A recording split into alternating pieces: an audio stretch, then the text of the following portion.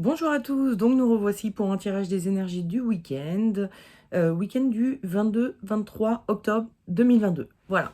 Je vais commencer par me présenter pour ceux qui ne me connaîtraient pas. Je m'appelle Nadia Loriga et je suis une passionnée de tarot. Du coup, je vous propose des vidéos du tirage des énergies du week-end le vendredi soir sur ma chaîne YouTube et en version photo sur Instagram et Facebook. Et puis, j'essaye de faire des vidéos un peu plus autour du tarot, de la tarologie, etc. Le mercredi, mais en ce moment, c'est un peu compliqué. D'ailleurs, je ne suis pas sûre du tout de pouvoir vous proposer un tirage des énergies du week-end le week-end prochain. Ça risque d'être très compliqué. J'ai une semaine très chargée. Mais bon, je reviendrai aussi vite que possible. On va commencer. Alors, je voulais vous dire aussi, petit changement pour ce tirage des énergies du week-end. J'ai décidé de commencer à utiliser mes runes, des vraies runes, entre guillemets. Voilà, des runes. Hop, hop, voyez-vous. Je vais arrêter un petit peu avec le jeu de cartes, qui est très joli, très sympa, mais je suis assez puriste comme personne, donc je me dis quand même, il faudrait quand même que j'utilise des vraies runes, et en plus j'en ai. J'en ai même plusieurs jeux que j'ai fait à différentes époques. Enfin, j'ai deux jeux principaux, on va dire. Un que j'avais fait quand j'étais toute jeune, puis un autre que j'ai fait il y a quelques années de ça. C'est celui-ci, il est fait en châtaignier. C'est moi qui les ai faites, hein, ces runes-là. Voilà. Puis j'ai fait la pochette aussi, mais bon, ça c'est autre chose. Bref, tout ça pour dire que, voilà, hein, c'est la petite nouveauté, mais bon, hein, on reste sur le même principe. Il y a un conseil que vous donnent les runes en plus. Donc, on va commencer tout d'abord par les cartes du Dixit. Je vous rappelle le principe, je vous les montre, ensuite je vous les expliquerai. Il y en a 3 en tout, et vous devez choisir l'une d'elles en fonction soit de l'image qui vous plaît pas, enfin voilà, qui vous fait penser à quelque chose chez vous. Bref, l'idée étant d'essayer de prendre l'image qui vous colle le plus à votre situation actuelle, hein. Et après, je vous les explique. Donc, vous pouvez choisir soit sur le visuel, soit sur les explications, soit sur les deux. Mais toujours est-il que, voilà, hein, le principe étant de choisir celle qui vous correspond mieux à l'heure actuelle. Et puis après, vous n'aurez plus qu'à vous reporter au tirage des énergies de votre week-end que je fais avec le tarot et les runes.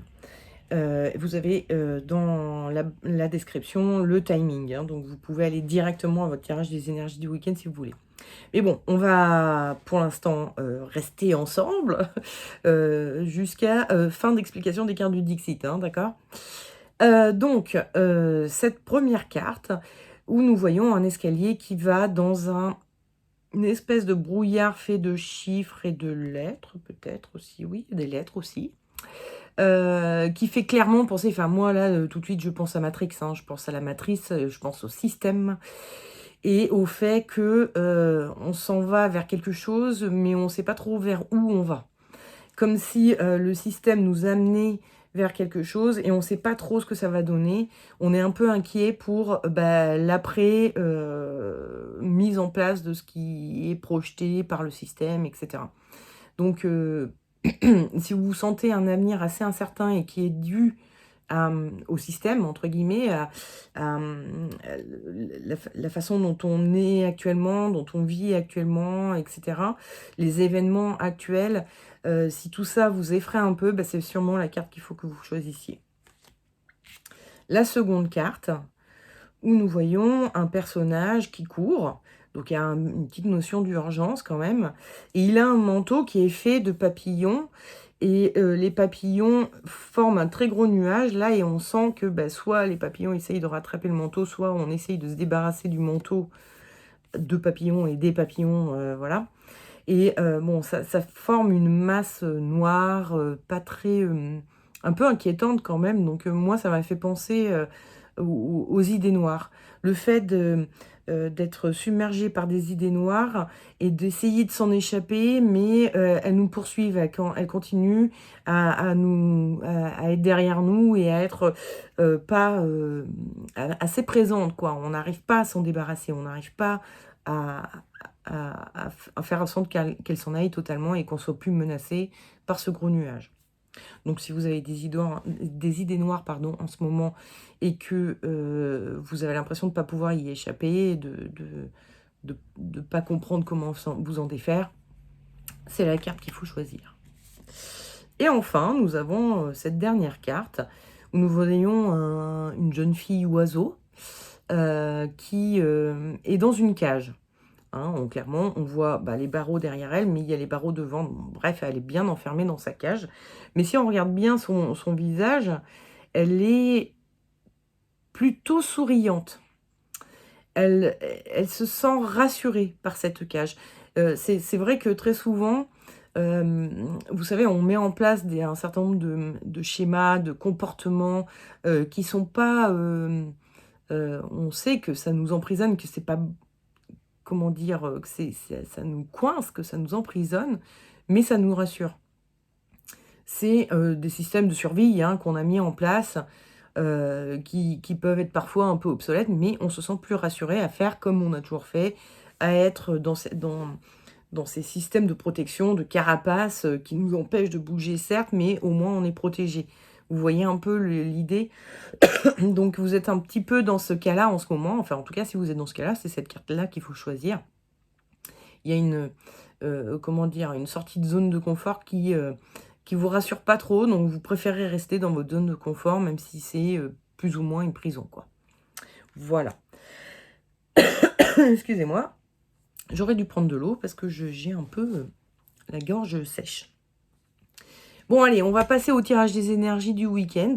Et on va commencer par ceux qui auront choisi cette carte-ci. Donc, le système vous entraîne dans quelque chose qui vous fait peur. L'avenir vous fait peur par rapport à ce qui est en train d'arriver en ce moment, la façon dont le monde tourne aujourd'hui. Le conseil, l'énergie de votre week-end, c'est l'étoile.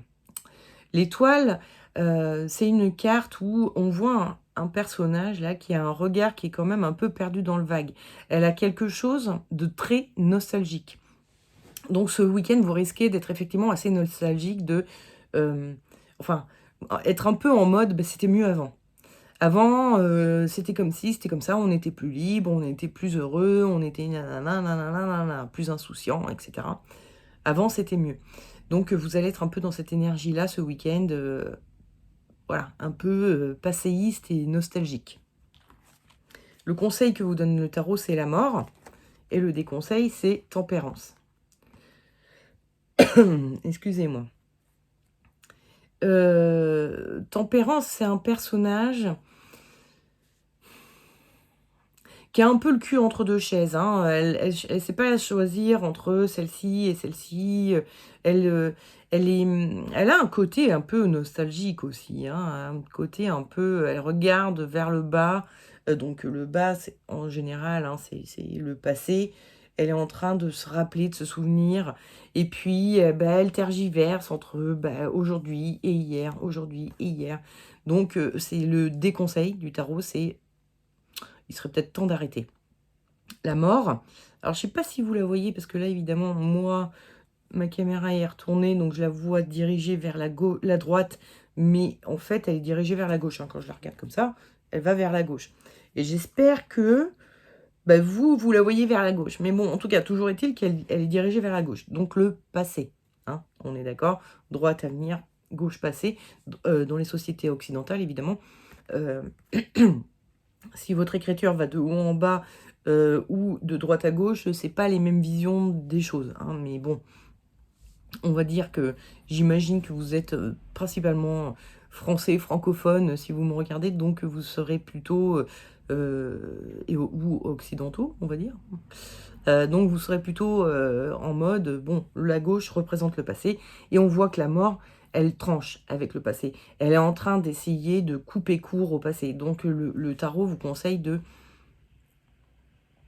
Alors, pas couper avec le passé, parce que bon, il y a des choses du passé qui sont encore présentes, etc. C'est pas forcément... Mais d'arrêter de penser au passé comme étant quelque chose qui pourrait revenir. Et excusez-moi, décidément. Parce que le passé, c'est le passé, c'est fini, c'est terminé et ça ne reviendra jamais. Donc, le tarot vous conseille de vous concentrer plutôt sur le présent. Il y a des choses aujourd'hui qui peuvent être flippantes, certes, mais il y a aussi des choses qui sont bien. Et c'est peut-être sur ça qu'il faut focaliser. Il y a des possibilités d'avenir. C'est peut-être sur ça qu'il faut focaliser. Être plus tourné vers votre présent et ce que vous pouvez faire aujourd'hui pour construire votre avenir et qu'il soit moins flippant, plutôt que d'être en mode ouin ouin, c'était mieux avant, quoi. Voilà. Hein. Désolée pour le ouin ouin. Pardon. Et en rune, je vous ai tiré Sowilo, qui est... Alors, j'essaye de l'approcher sans qu'elle se floute. Sowilo, donc ça a cette forme un peu d'éclair. Sowilo, ça fait référence au dieu soleil, au dieu du soleil, qui s'appelle Sol, hein, dans la mythologie nordique. Donc, qui va parler de tout ce qui est lumineux, brillant, etc., de façon générale. Et là, en l'occurrence, c'est aussi le fait de briller dans votre époque, d'être brillant aujourd'hui, de pas d'éclairer votre présent de la meilleure façon possible, c'est-à-dire de rester connecté à votre maintenant, là. Le soleil, en plus, ça veut dire le jour, quoi. Le jour, donc c'est le jour J, aujourd'hui, quoi. Donc, et puis, ben voilà, de prendre votre place dans le présent, d'arrêter de vous rappeler de comment c'était dans le passé, qui vous étiez dans le passé, etc., les choses que vous pouviez faire, blablabla. Non, il y a aujourd'hui, et aujourd'hui, vous pouvez aussi faire des choses. Prenez bien votre place aujourd'hui. Donc, les runes sont aussi dans ce conseil de rester dans le présent et surtout, prenez votre place, en fait. Hein. C'est un peu ça, Sowilo. Le dieu soleil, c'est un dieu qui a son importance parce que c'est celui qui apporte tout, quoi, hein, le soleil. Donc, il a une certaine importance. Hein, donc, voilà. Hein, restez dans votre présent. Attendez, je vais regarder. Voilà. Et puis, il y a aussi cette notion de confiance en l'avenir. C'est-à-dire, le soleil se lève tous les jours. Donc tous les jours, vous aurez de la lumière. Tous les jours, vous pourrez trouver de la lumière, même si vous n'y voyez pas très clair pour l'instant. C'est à vous d'éclairer votre chemin. C'est à vous de faire ce qu'il faut pour que votre avenir se construise à minima tel que vous l'envisagez, tel que vous le voudriez. Donc voilà. Et faites confiance un petit peu en l'avenir. Je veux dire, on a toujours pensé que le passé était mieux. Toutes les époques ont vécu ça. Il y a toujours eu effectivement des choses qu'on a dû abandonner, qui pouvaient être bien, mais ou perçues comme bien par notre époque. Mais le changement apporte lui aussi du bien. Et tout est dans les choix de vie que vous ferez aujourd'hui pour que votre avenir soit le mieux possible, et tout en vous adaptant, tout en restant adapté à votre époque, quoi. Voilà.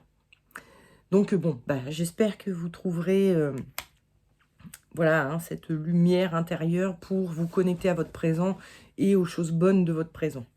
Voilà. Allez, on va passer au tirage des énergies du week-end de ceux qui ont choisi cette carte-ci. En énergie de votre week-end, j'ai tiré la roue de fortune. Alors, attendez, je vous rappelle un petit peu cette carte-ci, hein, où vous vous sentez poursuivi par des idées noires. Et le tirage, votre énergie, l'énergie de votre week-end, c'est la roue de fortune. La roue de fortune, bah, c'est vraiment la carte qui parle du haut et des hauts et des bas.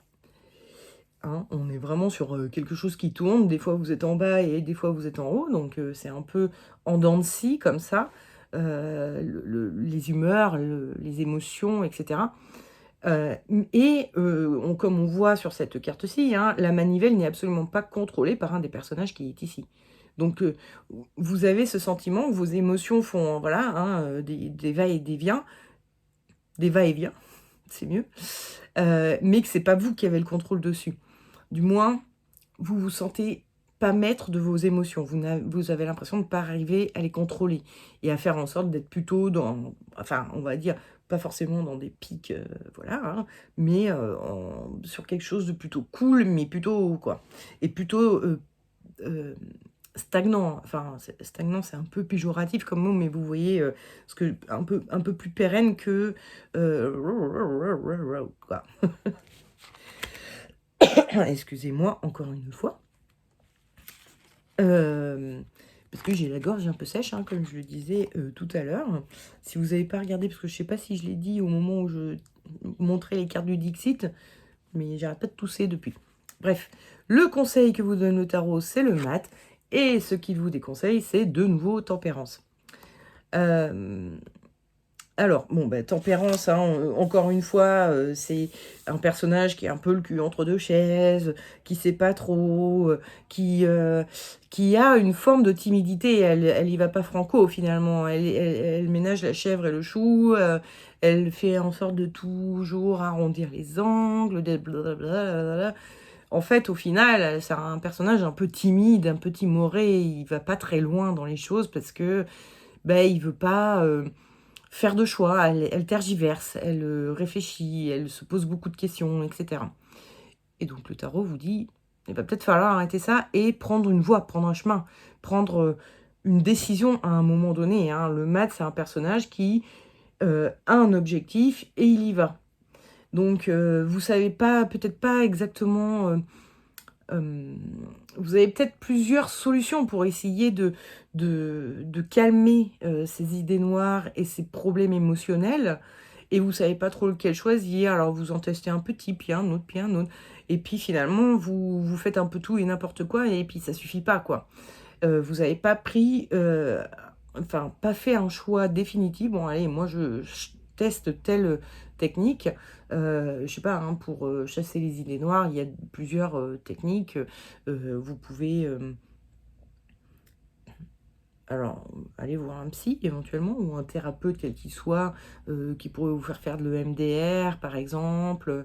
Le MDR, c'est une technique qui consiste à revivre les événements traumatisants en faisant des mouvements d'yeux. Donc on a un espèce de machin, il faut suivre le truc que le praticien il nous fait aller d'un côté à un autre avec les yeux, comme ça, qui est censé reproduire un petit peu, vous savez, cette phase des mouvements oculaires dans le sommeil, qui est en fait la phase où on digère, a priori, dans le sommeil. Quand on rêve, et puis après, il y a cette phase de mouvement oculaire qui nous fait intégrer tous les événements de la journée. Donc les rêves, c'est un peu une symbolisation des événements de la journée ou du moment, hein. C'est pas forcément de la journée, mais ça peut être des précédents jours. Et puis après, il y a la phase oculaire, je crois, ou c'est en même temps, je sais plus trop. Mais a priori, c'est pendant cette phase de mouvement oculaire qu'on digère. Et du coup, le MDR, alors en vérité, on n'est pas sûr de comment ça fonctionne, mais ça fonctionne. On arrive à digérer les événements. Donc le MDR, c'est quand même plus conseillé aux gens qui ont vécu des choses un peu traumatiques, des événements un peu traumatiques. Donc voilà, les syndromes de stress post-traumatique sont assez bien soignés par le MDR. Mais il y a des praticiens qui ont développé des techniques pour travailler sur beaucoup d'autres choses qui sont liées à des peurs, très souvent. Donc s'il y a vous avez des peurs, des choses comme ça qui vous font plonger dans des idées noires, où vous dites, vous avez des peurs et vous dites de toute façon ça va mal se passer, donc vous plongez comme ça dans ces idées noires, ça peut être une solution. Faut trouver un praticien qui utilise le MDR, qui sont souvent des psychologues. Sinon, vous pouvez aller voir un psychologue juste pour son travail de psy habituel, même si, pour moi, les psys, enfin, ça dépend de la façon dont ils travaillent. Et ils peuvent vous aider à dépasser des choses, parfois. Après, si vous rentrez dans de la psychanalyse, à chercher qui vous êtes, machin, machin, c'est intéressant, mais ça aide pas à guérir, hein. C'est vraiment plutôt de la recherche de qui on est, avec ces formats longs, hein, de psychothérapie, hein, vous savez, les psychanalyses en fait. Mais sinon, après, en technique, pour chasser les idées noires, il y a le cahier de gratitude. Il vous suffit de noter tous les soirs avant de vous endormir, encore une fois, finir votre journée sur, juste avant de vous endormir, hein. Donc quand vous faites quelque chose avant de vous endormir, souvent c'est un peu la première chose à laquelle vous allez penser le lendemain matin.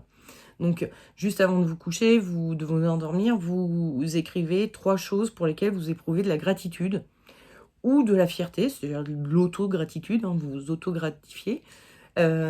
ou de la joie, hein, c'est-à-dire bah, la joie, vous avez éprouvé une joie dans la journée, même si aussi infime qu'elle soit, et bah, du coup, ça vous donne de la gratitude pour la vie, en fait, hein, c'est un peu le cahier de gratitude pour la vie. Et donc, vous notez comme ça 3 petites choses. Ça peut être n'importe quoi. Je sais pas, vous avez vu un petit chien dans la rue à qui vous avez pu faire une caresse. Bah, c'est merci pour ce petit moment avec ce petit chien mignon, quoi.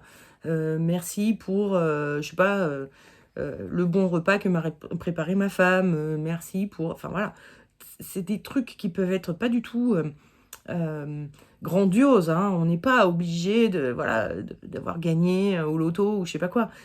Mais ce sont des choses sur lesquelles vous allez focaliser dans les jours suivants. C'est-à-dire, si vous faites ça régulièrement, ben après, vous focaliserez dans votre journée. Ah, tiens, ça, je vais le mettre dans mon cahier de gratitude aujourd'hui parce que c'était cool quand même, c'était sympa.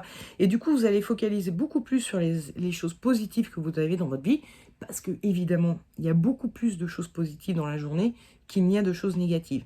Mais on a tendance à focaliser et à s'attarder sur les choses négatives. Et c'est ça qui amène les idées noires. C'est ça qui fait que vous vous retrouvez embourbé parce que vous ne focalisez que sur les idées noires, sur les choses pas bien, sur sur vos peurs, sur vos sentiments d'inaccomplissement, enfin bon. Alors que si vous focalisiez sur toutes les petites choses sympas, et puis on dit 3 choses à noter, mais vous pouvez en noter 10, hein, c'est minimum 3. Donc si vous focalisez sur les petites choses sympas qui se sont passées dans la journée, et ben ça remplit votre cœur de positivité, et les choses, les inquiétudes que vous pourriez avoir, les échecs, voilà, ben vous paraissent moins importants. Donc c'est des techniques, hein, que vous pouvez utiliser pour chasser les idées noires. Et il y en a plein d'autres, hein. Vous pouvez, je sais pas moi, il y a plein de techniques pour ça. La méthode Coué, je sais pas, là tout de suite, parce que moi je suis assez fan des cahiers de gratitude, hein, je trouve ça génial. En plus, ça a été testé et prouvé que vraiment ça améliore le, la- le sentiment de bien-être et de bonheur. Parce que évidemment, hein, le bonheur, c'est un truc complètement subjectif, hein. On est bien d'accord que il peut se passer n'importe quoi dehors, vous pouvez être heureux ou malheureux. Enfin, d'ailleurs, il y a eu des tests qui ont été faits, des gens qui avaient donc un indice de bonheur qui était ou faible ou haut, en fait, voilà. Mais notamment pour ceux qui avaient un indice de bonheur faible, ils gagnent au loto, ça leur apporte un pic de bonheur, de joie, qui dure un petit peu, et puis pouf, ils reviennent à leur sentiment de bonheur habituel, c'est-à-dire le malheur. Et pourtant, ils sont riches. Et inversement, on a fait ça aussi avec des gens qui ont eu des accidents, qui les ont paralysés ou handicapés, etc. Donc ils se retrouvent avec quelque chose de pas terrible dans leur vie et qui va durer toute la vie, hein, on est d'accord. Donc, et pour tous ceux qui avaient un indice de bonheur plutôt élevé avant l'accident, bah, ils vont avoir une phase un peu dépressive, tout ça qui va durer un petit moment, et hop, ils remontent à leur phase de bonheur habituelle. Donc en fait, c'est vraiment en vous, tout ça. Et ça se travaille. Donc c'est vraiment un point de vue, hein, qu'il faut avoir. Le bonheur, c'est un point de vue qu'il faut avoir dans la vie. Et pour l'avoir, bah, il faut vous focaliser sur les choses positives dans votre vie. Même s'il y a des choses pas cool en ce moment, s'il y a des peurs, des incertitudes, voilà, des échecs, bah, vous focalisez trop dessus, et le tarot vous demande de focaliser sur les choses positives. Et surtout, enfin, le tarot vous conseille surtout de choisir une voie, de choisir un chemin vers le bonheur, de choisir une technique, voilà, et de vous y atteler, c'est-à-dire de vraiment vous y tenir, pour bah, voilà, hein, passer le cap de ça y est, c'est bon, maintenant je commence à retrouver un indice de bonheur un peu plus élevé, et je vais continuer à conserver, enfin voilà, hein, faut choisir une voie. Et pas être en train de dire, enfin de faire la fluctuation, hein, tempérance, c'est aussi les émotions qui vont de l'un à l'autre. Un coup c'est en haut, un coup c'est en bas, un coup c'est en haut, un coup c'est en bas. Un lot qui parle des émotions. Donc essayez de trouver une technique qui vous permet de temporiser et de faire quelque chose d'un peu plus linéaire, moins en dents de scie. Et puis, en rune, j'ai tiré Tiwaz. Tiwaz qui est en fait une référence au dieu Tyr. Donc, le dieu Tyr qui est un dieu... excusez-moi, je vais la prendre comme ça. Qui est un dieu, pardon, qui s'est sacrifié pour le monde, pour les autres dieux et le monde. Tyr était très ami avec le loup Fenrir, qui est un loup dévoreur de monde. C'est-à-dire que quand il est né, c'était un petit louveteau et tout, et Tyr s'en est beaucoup occupé, il l'aimait beaucoup, etc., etc. Et puis, il a grandi, il a grandi, il a grandi, jusqu'à devenir monstrueux. Et les dieux s'inquiétaient parce qu'il était capable de tout dévorer. Et d'ailleurs, la fin du monde interviendra le jour où Tyr mangera la lune, le soleil et le monde. Donc, et tout l'univers.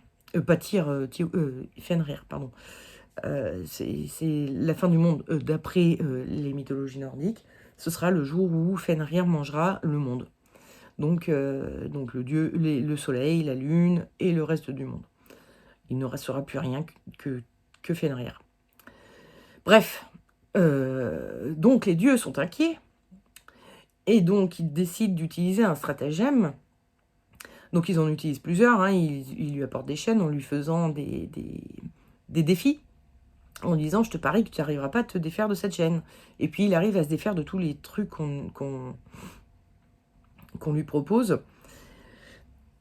Jusqu'au jour où ils vont demander à je sais plus qui, peut-être des nains, mais qui travaillent plutôt le métal, je crois. Enfin bon, je sais plus à qui ils demandent un système qui pourrait coincer à jamais Tiwaz. Fenrir, le loup. Hein, on est d'accord. Qui l'enchaînerait. Et on leur donne un ruban de soie qui est tout fin, qui paraît rien, mais qui en fait est absolument... une fois qu'on a fait un nœud avec, il est impossible de le défaire. Donc on amène ça à Fenrir, on lui fait on lui fait le défi. Et Fenrir est loin d'être con, et il se dit, oula, un ruban de soie, ils viennent avec ça alors qu'ils m'ont apporté les plus grosses chaînes du monde juste avant. Je sens venir le coup fourré. Donc il dit, bah non, j'ai pas très envie. De toute façon, je suis plus fort, donc je m'en fous. Et puis les dieux insistent. Et puis il dit, bon, ok, si vous insistez, moi je veux bien. Mais dans ce cas-là, je veux que quelqu'un mette sa main dans ma gueule pour me prouver votre bonne foi, que enfin que si j'arrive pas à m'en échapper, vous me l'enlèverez. Donc sinon, je bouffe la main de quelqu'un. Et le seul à s'être proposé, c'est Tyr, qui a donné sa main dans la gueule du loup. Et ils ont entaché le loup s'est débattu, et plus ça allait, plus il serrait sur le bras de Tyr qui ne bougeait pas, ne bronchait pas, malgré la douleur. Et Fenrir s'est rendu compte qu'il ne pourrait jamais se défaire du ruban. Donc il a croqué la main de Tyr, qui en plus était sa main droite, celle avec laquelle il tenait l'épée. C'est un guerrier, Tyr. Il pouvait plus tenir son épée, mais il a quand même sauvé le monde en se sacrifiant. Donc il y a vraiment une notion de sacrifice et de combativité. Hein. Tyr, c'est vraiment un dieu combattant, un dieu de guerre. Et donc, pour en revenir à nos moutons, après cette petite aparté sur l'origine enfin, comment dire, la mythologie autour du dieu Tyr et un petit peu ce que je voulais vous dire, c'est que il faut être combatif. Vous n'êtes peut-être pas suffisamment combatif. Et donc, les runes sont en train de vous dire, soyez un petit peu plus combatif et allez-y un peu plus franchement. Parfois, le malheur peut être confortable. Hein. C'est vrai que le bonheur n'est pas confortable. Hein. C'est le titre d'un bouquin de Thomas d'Anzembourg qui dit « Le bonheur n'est pas nécessairement confortable ». Et c'est vrai. Arriver et aller vers le bonheur, essayer d'améliorer sa vie, ce n'est pas confortable. Le processus n'est pas confortable. Ça vous demande de beaucoup réfléchir sur vous, de beaucoup de remise en question, et ça vous demande de faire des efforts. Et c'est un effort quotidien, le bonheur. Donc, c'est pas confortable, mais ça demande à être combatif.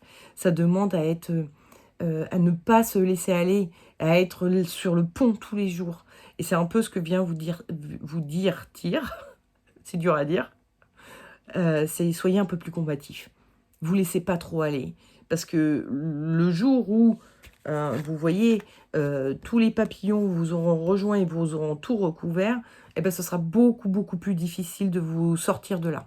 Donc, tant que vous êtes encore un peu alerte et que vous pouvez encore un peu courir pour vous échapper à ces idées noires, tant que vous êtes encore dans ces phases de haut et de bas, vous pouvez faire en sorte de garder le haut. Donc, le jour où vous tomberez au fond, en bas, ça sera beaucoup plus difficile de... même si on dit qu'il faut atteindre le fond pour se relever, c'est vrai, mais dans la mesure où vous êtes encore dans ces phases, si vous êtes au fond du trou, oui, on peut se relever, évidemment, hein, c'est pas définitif du tout, personne n'est malheureux à vie, en tout cas, de façon, comment dire, fataliste, hein, y a des gens qui sont malheureux toute leur vie parce qu'ils ne tapent pas sur le fond pour remonter. Mais, mais c'est plus dur, c'est beaucoup plus dur, c'est beaucoup plus difficile.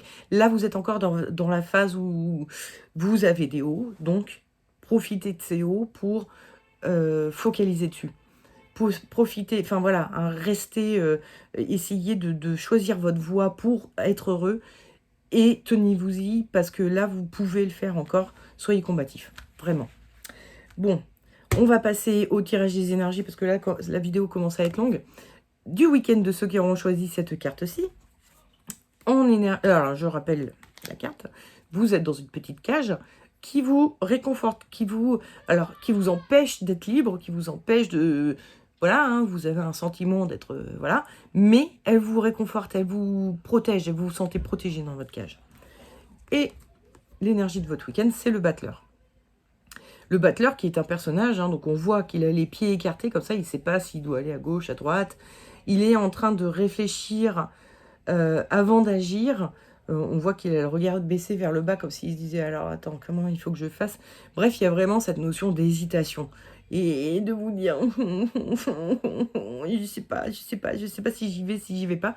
Il y a une envie de sortir de votre cage, de vous libérer de vos barreaux, et en même temps, vous hésitez parce que ça vous protège. Et effectivement, comme je vous disais tout à l'heure, des fois, on met en place des carapaces, des attitudes qui sont des systèmes de protection qui ont été utiles à un temps et qui le sont peut-être plus aujourd'hui. Vous avez peut-être conscience que il faudrait peut-être que je me débarrasse de ça, mais en même temps, ça me fait peur. Parce qu'une fois que je serai débarrassée de cette protection-là, que j'ai mise, peut-être qu'il y a des choses qui vont m'arriver dans la gueule, quoi.